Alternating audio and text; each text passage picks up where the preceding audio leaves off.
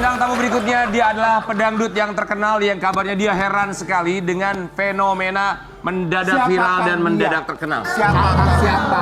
Mendadak viral itu kata siapa? Aku yang menyerah, ku lelah berharap padamu. Bila kau tak cinta padaku, jangan buang waktuku.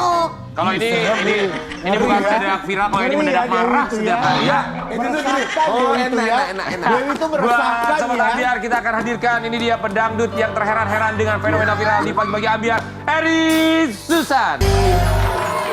Sehat ya. Lama sekali tidak berjumpa. Luar biasa, terima kasih banyak sudah mampir di pagi-pagi Ambiar. Kami semua di sini mau mengucapkan terima kasih. Oh gitu sekarang ya, terima kasih. Terima kasih sekarang pakai gerak begini. Terima kasih. Oh, terima kasih. Ya, gitu. Ya, Kak, tapi khusus buat dia aja, Kak. Iya. Sehat ya, sayang. Sehat, Terima sehat, kasih sudah sayangku. menyediakan waktunya datang. Kak ke sini. Eri ini emang kasih punya sudah suara diundang. emas sekali ya. Betul luar biasa. banget. Betul sekali. Baru punya single baru kan? Iya, betul. Pak senior yang sangat humble sekali. Iya. Merangkul juniornya seperti kita Iya. dirangkul. Memang kita tuh harus mencontoh beliau. Kenapa? Karena jangan seperti yang lain-lain. Iya. Misalnya? Ternyata kalau senior itu dia menggunakan senioritasnya dan Kak Eri yang tidak pernah Menggunakan senioritas. atribut seniornya. Tapi emang ada ya? Tapi Sebentar saya mau nanya, emang ada ya penyanyi dangdut senior yang menggunakan senioritasnya?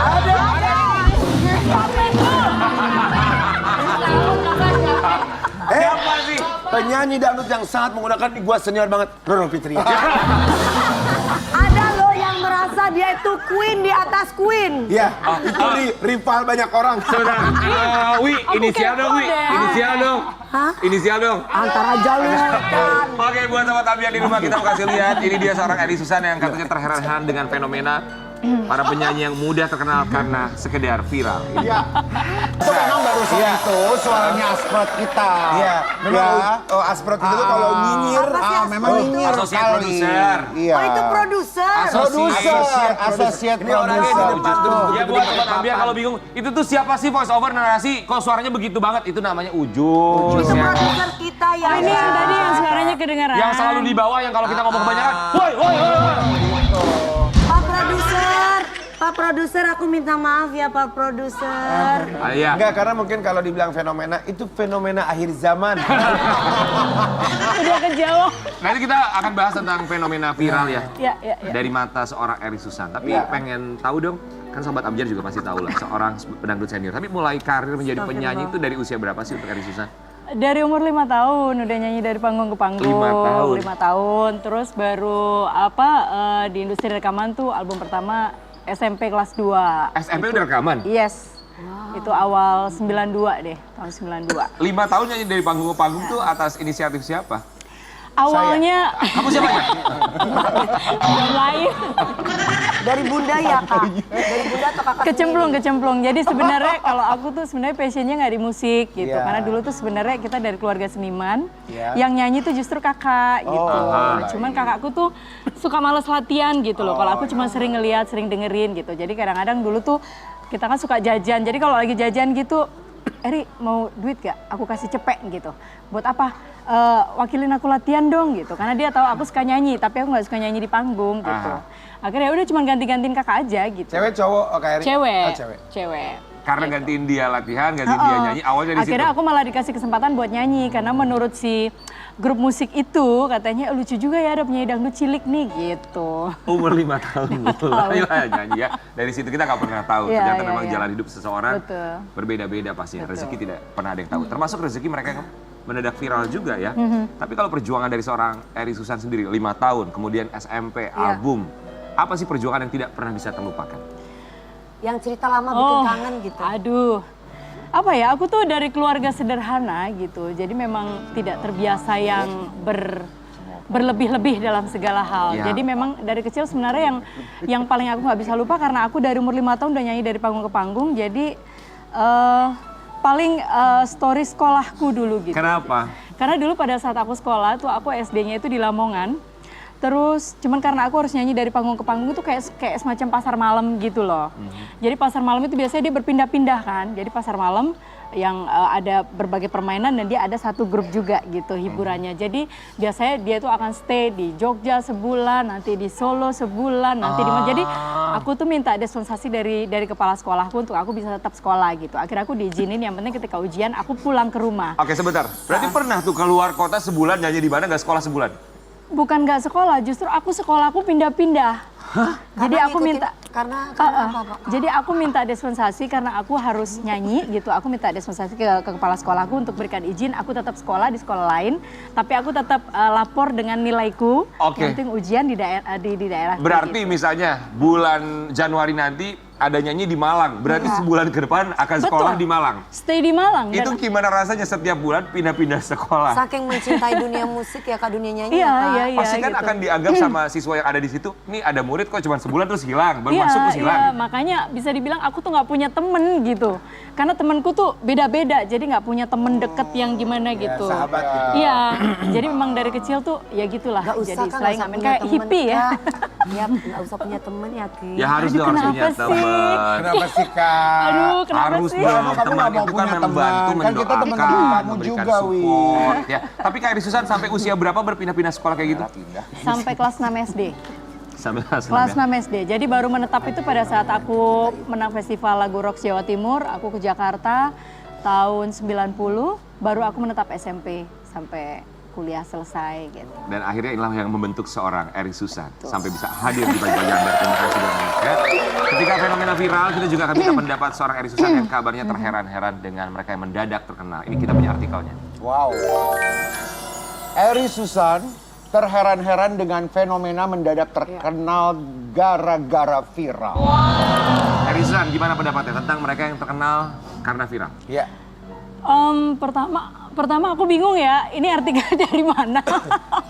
Karena gini, sebenarnya kalau aku tuh orangnya sangat apa ya, bisa dibilang bisa menerima setiap perubahan yang ada. Ya. Hanya saja memang saat-saat ini tuh memang aku kayak berasa di dunia lain gitu kalau di dunia entertain. Karena sistemnya sudah berbeda dengan dulu ya. Mungkin sebenarnya kurang lebih sama, bedanya kalau dulu itu belum ada sosial media. Betul. Ya kan? Betul. Jadi seorang Dewi Persik dikenal dengan karyanya, saat itu belum ada sosial media Ya, gitu. bener-bener Jadi sebenarnya berjuang saat itu banget namanya ya, Kak. viral, betul. Iya. Nah, baru Betul. sekarang Tahu sosial apa media. arti perjuangan Tapi memang zaman sesungguhnya. sekarang agak susah ya Kak Eri ya. Ya. Kita tuh kita mau berkarya atau mau berviral gitu. Kadang-kadang suka bingung Betul. gitu. Iya, Kalau iya, betul. Sampai aku tuh berpikir gini, dulu kan zaman kita kompetisi ya. Coba kalau kayak sekarang udah sosial media, pasti fans Pasti club banyak tuh dibantu terbentuk. sosmed, betul. Kalau dulu tuh Iya. kayak Bener-bener udah aja dicari. SMS Iya, gitu, iya. nggak ada. Yang kadang-kadang komentar, mungkin karena dia takut pamornya begini karena nggak viral. Karena beda masanya aja. Betul, karena yang betul, berkomentar betul. tentang viral itu Iya. adalah Kalau generasi-generasi King mudanya Nasar sekarang. jurinya adalah para senior yang memang Termasuk benar-benar beliau legend juga ya. pada saat dulu tuh. Kalau pada zaman sekarang kan dari SMS ya, Wak. dari Tapi perubahan zaman memang kita harus bisa beradaptasi ya. Betul, harus bisa Pada beradaptasi. akhirnya bagaimana siapapun itu bisa memanfaatkan. Betul. Ya kan, sampai akhirnya bisa menjadi viral. Tapi kalau pendapat seorang Eri Susan sendiri, viralnya seseorang atau misalnya penyanyi bukan karena prestasinya, tapi misalnya sensasi atau tindakan konyol dalam tanda Iya. kutip yang ia lakukan di media sosial.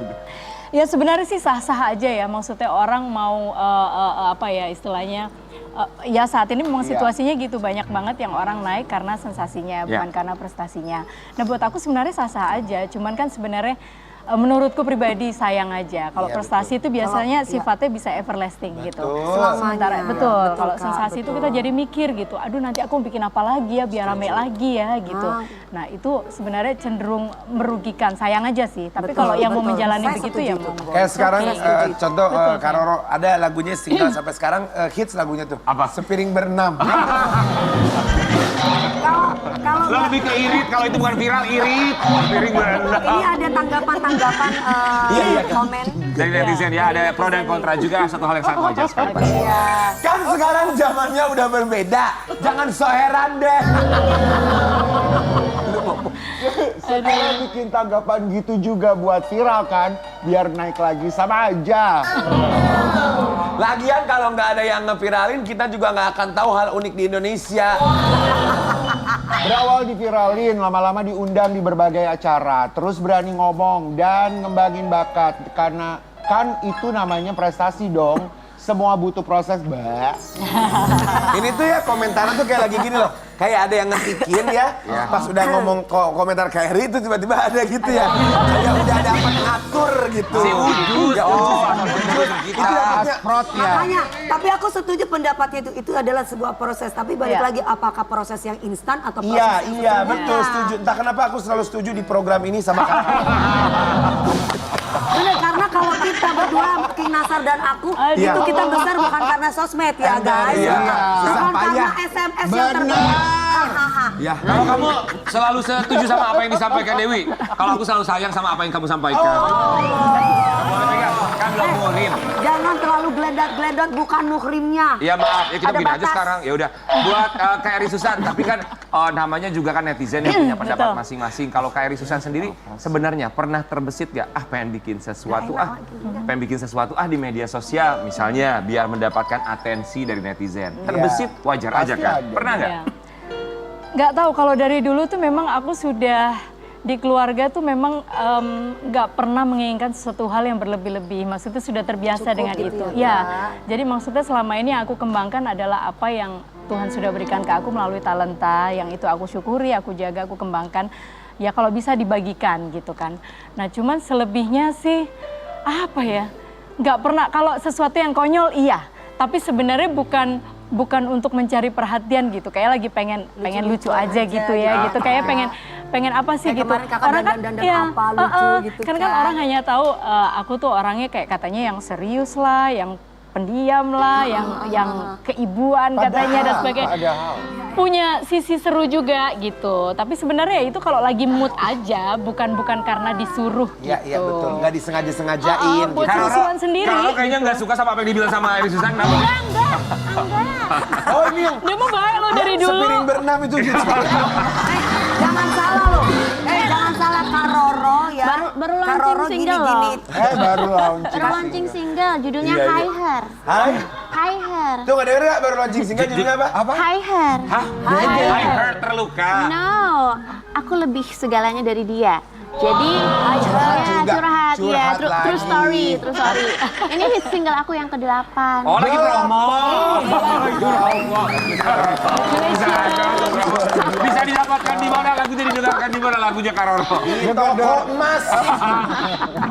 Bagus. Sukses buat single terbarunya ya. Sukses ya Kak judulnya. Makasih. Higher, higher. Higher. Nanti jadi Higher. Ya Higher. tapi ngomongin soal single, kita juga kabarnya punya apa ya? Eri Susan punya sebuah proyek terbaru, single yang bisa dibilang lagu ini mengungkapkan kerinduan untuk sang ayah. Kita mau lihat sebuah artikel ya. Ya, semenjak kepergian sang ayah, Eri Susan ungkapkan kerinduannya. Tahun berapa almarhum berpulang? Sekitar September 2018. Tanggalnya? Tanggal 5 atau tanggal 6 gitu. September Tahun 2018. Manggilnya apa biasanya untuk almarhum? Bapak, manggilnya Bapak. Tuh. Sosok Sebel. Musiknya coba yang lebih seru bisa. Kesel ya. Sosok bapak itu kenapa? Seperti apa orangnya bapak? berpulangnya karena apa Pak Kak? Sakit. Jadi sama Bapak itu udah pisah itu pada saat SMP. Karena Bapak bercerai ya dari ibu. Tapi yang namanya perceraian tuh tidak bisa merubah status yang namanya anak, ya tetap anak. Iya. Orang tua tetap Tidak ada orang bekas tua. anak ya, Betul, Kak. betul sekali. Jadi sejak perceraian itu tuh memang kita sangat jarang bertemu gitu. Jadi karena Bapak sudah punya keluarga yang lain, terus jarang berkomunikasi. Intinya udah nggak intens lagi lah ya. Cuman ya sesekali kalau pas ngobrol gitu, kalau pas ketemu, kalau pas beliaunya lagi di Jakarta, biasanya aku selalu nyempetin buat ketemu gitu. Bisa dihitung dengan jari sih sebenarnya pertemuannya tuh. Cuman terakhir tuh memang nyesek bangetnya adalah satu momen Bapak ini tidak pernah dia tuh video call gitu. Tiba-tiba video call gitu. Terus tiba-tiba ngomong bapak kangen gitu, bapak pengen ketemu gitu, bapak lagi kurang sehat gitu. Itu aku bilang, oh ya udah Pak, ya udah aku atur waktu ya. Ini sebenarnya kalau aku nggak ada acara, aku mau pulang nih. Cuman karena aku harus ada acara di Makassar dulu gitu. Nanti aku sekalian telepon kakak, aku atur waktu ya kak, pulang dari Makassar nanti aku ke Surabaya gitu. Nah, ternyata pada saat acara di Makassar, pada saat mau JR acara dikabarin Eri bapak koma gitu. Jadi itu sedih banget ya, di lain sisi tugas kita dalam menghibur orang, tapi kita sendiri juga lagi hancur berkaitan dengan orang yang sangat dekat sama hatinya kita gitu. Tapi orang kan nggak mau tahu gitu, jadi memang aku berusaha untuk profesional, aku nyanyi, tetap menghibur, happy dan sebagainya. Padahal setelah itu memang aku nangis sehancur-hancurnya. Terus aku kebetulan panitianya atau IO-nya tuh sangat pengertian, akhirnya beliau membelikan tiket dari Makassar langsung ke Surabaya. Nah ternyata sampai di sana tuh memang benar-benar nggak lama, cuma bisa memeluk bapak, ngobrol sebentar, kurang lebih hanya sekitar setengah jam. Setelah itu beliau berpulang gitu. Jadi nyesek banget gitu rasanya, masih nggak percaya. Memeluk, ya. Betul, betul. Masih bisa ketemu gitu kan. Sosok bapak di mata Eri Susan. Bapak tuh gimana ya? Bapak tuh sebenarnya orangnya tegas gitu.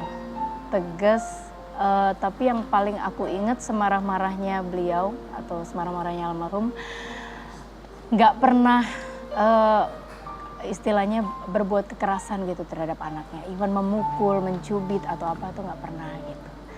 Dan cenderung humoris sebenarnya, makanya ada waktu di mana kita suka bersenda gurau gitu. Gitu sih. Apa sih yang paling dikangenin?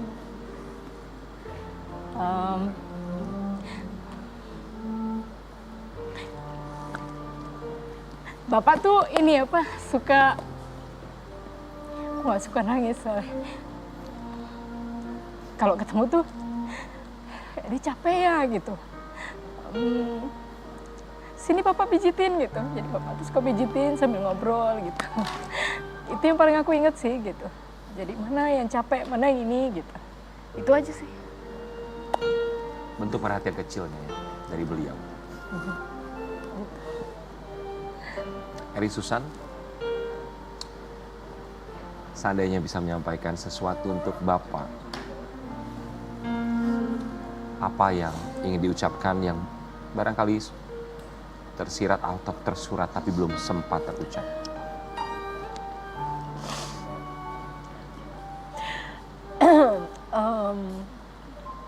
Penyesalan terbesar dari aku tuh sebenarnya belum bisa maksimal membahagiakan Bapak. Belum sempat bahkan memberikan kebahagiaan untuk Bapak itu. Karena saat itu kan memang aku posisinya masih sekolah gitu di menengah pertama. Jadi fokusnya masih kayak ya begitu aja gitu. Setelah mungkin kalau situasinya saat itu mungkin pemikiranku sudah dewasa mungkin lain ya gitu. Nah ya itu aja sih, belum bisa maksimal membahagiakan beliau. Tapi kita percaya bahwa beliau juga pasti sangat bangga bisa melihat perjuangan Amin. Eri Susan sampai berada Mudah-mudahan. di titik seperti sekarang. Amin. Sampai akhirnya untuk membayar kerinduan kepada almarhum, ada yang diciptakan, ada yang dibawakan oleh seorang Eri Susan untuk Sobat Ambiar. Kita punya artikel yang satu ini. Thank you. Untuk mengenang kerinduan dengan sang ayah, Eri Susan membuat sebuah lagu. Aduh. Ini untuk memperingati Hari Ayah juga ya. Jadi sebenarnya gini, memang keinginan untuk bikin lagu tentang Bapak itu sudah lama gitu. Cuman memang belum terrealisasi. Nah nggak tahu kemarin tuh kebetulan terakhir beberapa bulan kemarin aku pulang kampung ceritanya untuk menunaikan nazarku untuk memperbaiki makam Bapak gitu. Ya sudah, setelah kangen-kangenan lah di situ, aku harus balik ke Jakarta karena pekerjaan. Ini ada satu anak muda, dia seorang penyanyi tapi juga produktif menciptakan lagu, namanya Yendri Hudami. Dia tuh dari dulu ini anak, aku kenal dari dia masih kecil ya saat kompetisi gitu. dia itu kayak punya satu keinginan dari dulu gitu, pengen bikin lagu buat aku gitu, pengen salah satu karya itu nyanyi sama aku. Tapi memang kita belum pernah ketemu gitu, secara karya tuh belum klik gitu. Nah saat itu dia ngelihat story IG aku, yang aku posting makam bapak, aku di situ aku tulis kangen bapak gitu. Terus tiba-tiba dia terinspirasi bikin lagu lah gitu. Dia ciptakan lagunya, judulnya Rindu Ayah. Dia kirim via WA, terus aku dengerin gitu. Lagunya bagus ya gitu, notasinya juga bagus gitu. Apa ya, kayak tergetar gitu hati, betul. Jadi pada akhir aku bilang melalui manajerku, aku bilang kayaknya aku mau nih nyanyiin lagu ini gitu.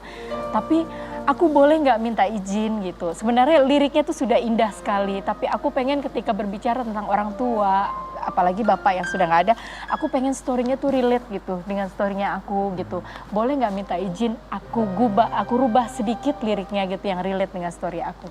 Dan pada akhirnya ketika dia dengerin, terutama di part yang apa ya, kayak sesal ku hadir kau telah terpejam mata, tanpa kata kita akan berpisah, ku hanya memelukmu ayah. Jadi dan pada saat itu disetujui dan Yendrinya juga tidak berkeberatan. Akhirnya ya sudah. Entah kenapa aku ngerasa ini tuh kayak berkah dari Tuhan gitu ya. Maksudnya prosesnya itu benar-benar dilancarkan gitu, betul. Ya. Dan kebetulan dari label juga, oh ya sudah gitu, kita rilis kan sebentar lagi nih hari ayah gitu. Oh ya sudah gitu ya. Pada akhirnya ya itu ungkapan cinta aku buat bapakku. Baik, kita gitu. kasih lihat juga buat sobat Ambia di rumah Ya. saat proses rekaman, kabarnya Eri Susan sempat meneteskan air mata. Aduh.